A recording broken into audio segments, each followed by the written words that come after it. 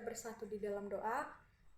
Tuhan Allah Bapa yang baik, Bapa yang kekal di dalam kerajaan sorga, pada saat ini Tuhan, kembali kami bersyukur atas setiap penyertaan dan pertolongan-Mu dalam setiap kehidupan kami hingga sampai detik ini. Tuhan Yesus, di saat sebentar lagi kami ingin mendengarkan sebagian dari kebenaran akan firman-Mu, Kau yang senantiasa hadir di tengah-tengah kami. Berkati setiap hati, pikiran, dan pendengaran kami dalam menerima setiap kebenaran akan firman-Mu. Terlebih-lebih hamba-Mu Tuhan, tiada kekuatan kehebatan, kiranya Engkau tambah-tambahkan roh hikmat dan kebijaksanaan dalam menyampaikan apa yang menjadi isi daripada firman-Mu. Tuhan Yesus yang baik, inilah kehidupan kami, sepenuhnya kami taruh dalam tangan pengasihan-Mu. Berfirmanlah Engkau Tuhan, sebab kami siap mendengarkan firman-Mu. Hanya di dalam nama anak-Mu Tuhan Yesus Kristus, kami telah berdoa dan mengucap syukur. Amin. Salam Bapak Ibu yang terkasih dalam nama Tuhan kita Yesus Kristus. Firman Tuhan yang menyapa kita pada hari ini terambil dalam 2 Timotius 2 ayat 1 sampai ayatnya yang ke-13. Sekali lagi 2 Timotius pasal 2 ayatnya yang pertama sampai yang ke-13. Beginilah firman Tuhan. Di bawah perikop panggilan untuk ikut menderita. Sebab itu, hai anakku, jadilah kuat oleh kasih karunia dalam Kristus Yesus. Apa yang telah engkau dengar daripadaku di depan banyak saksi, percayakanlah itu kepada orang-orang yang dapat dipercayai, yang juga cakap mengajar orang lain. Ikutlah menderita sebagai seorang prajurit yang baik dari Kristus Yesus. Seorang prajurit yang sedang berjuang tidak memusingkan dirinya dengan soal-soal penghidupannya, supaya dengan demikian ia berkenan kepada komandannya. Seorang olahragawan hanya dapat memperoleh mahkota sebagai juara apabila ia bertanding menurut peraturan-peraturan olahraga.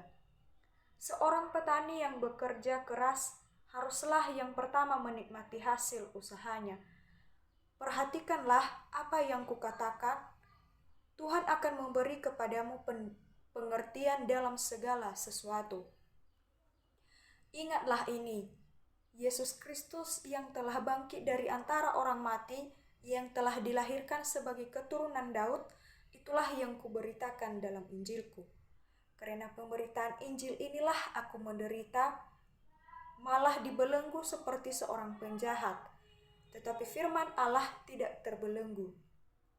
Karena itu, aku sabar menanggung semuanya itu bagi orang-orang pilihan Allah, supaya mereka juga mendapat keselamatan dalam Kristus Yesus dengan kemuliaan yang kekal. Benarlah perkataan ini, jika kita mati dengan Dia, kita pun akan hidup dengan Dia. Jika kita bertekun, kita pun akan ikut memerintah dengan Dia. Jika kita menyangkal Dia, Dia pun akan menyangkal kita. Jika kita tidak setia, Dia tetap setia, karena Dia tak dapat menyangkal dirinya. Nah, Bapak Ibu yang terkasih dalam nama Tuhan kita Yesus Kristus, pada saat ini, pada waktu ini saya mengangkat sebuah tema yang berkata ikut menderita. Keberhasilan seorang pelayan Tuhan itu dipengaruhi oleh beberapa faktor pendukung. Salah satunya adalah sikap hidup. Seorang pelayan Tuhan atau yang disebut dengan istilah hamba Tuhan adalah seorang yang menerima pelayanannya karena kemurahan Allah, sehingga Rasul Paulus menyebutkan bahwa dalam segala hal ia menunjukkan bahwa dirinya adalah pelayan Allah, di mana dalam menahan penuh dengan kesabaran dalam penderitaan, kesesakan, bahkan kesusaran, bahkan kesukaran dalam menanggung dera. Perlu kita ketahui bahwa penderitaan itu merupakan sesuatu hal yang sebisa mungkin dihindari oleh banyak orang.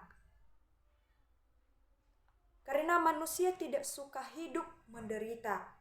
Akan tetapi, Paulus justru mendorong Timotius untuk menjadi kuat dan ikut menderita dalam pelayanan pemberitaan Injil akan kebenaran firman Tuhan.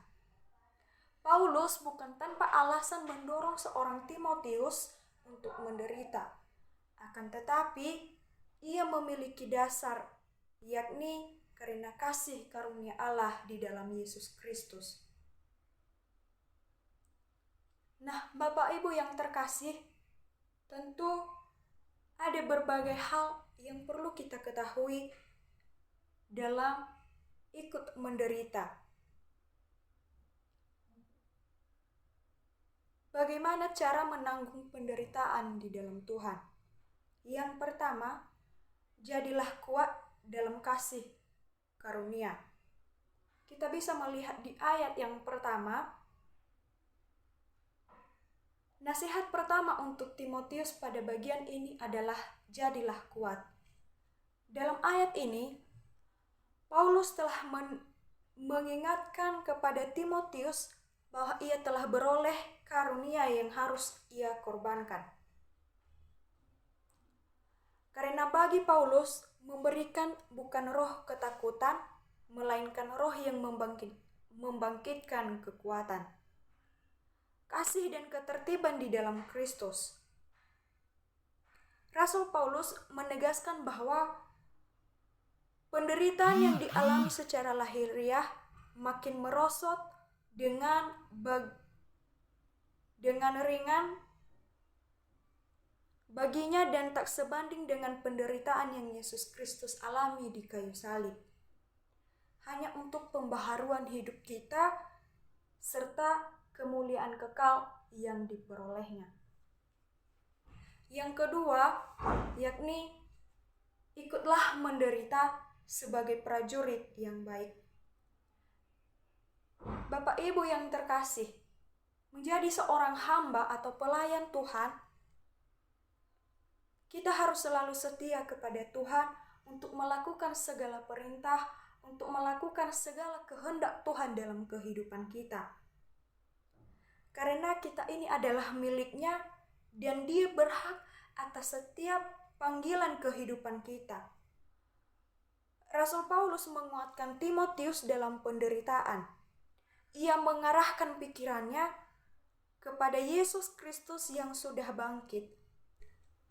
Inkarnasi dan kebangkitan Yesus Kristus dengan sungguh-sungguh diyakini, dipertimbangkan dengan benar, akan mendukung seorang Kristen, akan mendukung seorang hamba Tuhan yang sedang menanggung penderitaan dalam kehidupannya yang sekarang ini.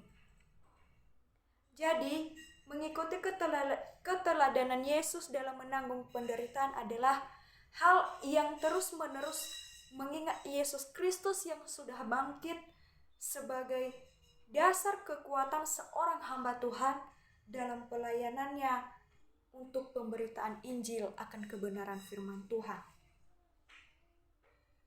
Yang ketiga, Bapak Ibu yang terkasih, sabar dalam menanggung penderitaan.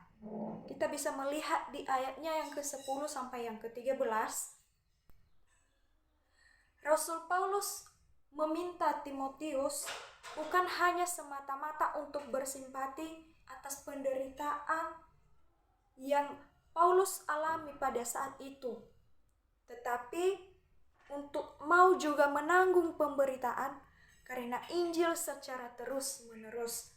Sama seperti yang dilakukan oleh Paulus, seperti itulah yang diharapkan seorang Paulus ini kepada Timotius untuk ikut, untuk ambil bagian dalam ikut menderita di dalam Kristus. Begitu juga dengan kita sampai sekarang ini. Kita harus mampu bertahan atas penderitaan dan juga kerasnya hidup ini yang kita jalani. Karena seorang hamba atau prajurit rela mampu memberi nyawanya untuk menanggung penderitaan bersama Kristus. Seperti itu jugalah kita harus sabar dan tabah untuk menghadapi cobaan, Bahkan itu kita jadikan sebagai peneguhan iman kita kepada Tuhan untuk tidak pernah jauh dari sisinya. Seorang prajurit harus selalu setia kepada Tuhan. Seorang prajurit harus selalu setia kepada komandannya, harus selalu setia kepada pemimpinnya, dan juga tidak perlu memusingkan dirinya atas kehidupan yang tidak berhubungan dengan komandannya. Yang artinya di sini adalah kita sebagai prajuritnya Tuhan harus menjauhkan diri dari hal-hal yang tidak baik atau berupa hal-hal duniawi yang tidak ada kaitannya sama sekali dengan Tuhan, dalam menyenangkan hati Tuhan, bahkan mengikuti apa yang menjadi kehendak Tuhan dalam kehidupan kita. Sebagai aplikasinya dalam kehidupan kita Bapak Ibu yang terkasih pada saat ini, sebagai pribadi yang menerima pelayanannya, maka seorang hamba Tuhan memiliki sikap hidup yang sesuai dengan kehendak Tuhan. Hal ini merupakan suatu nasihat Paulus mengenai sikap hidup yang harus dimiliki oleh seorang hamba Tuhan. Nasihat ini sangat mungkin relevan sekali bagi kita sebagai hamba sampai saat ini, yakni bagaimana supaya kita tidak hidup dalam ajaran-ajaran sesat, godaan duniawi, dan juga keinginan-keinginan daging kita yang mungkin seringkali menjadi alasan bagi seorang hamba Tuhan jatuh, sehingga hidupnya tidak menjadi berkat bagi banyak orang, sehingga hidupnya tidak menjadi berkat di mana ia berada.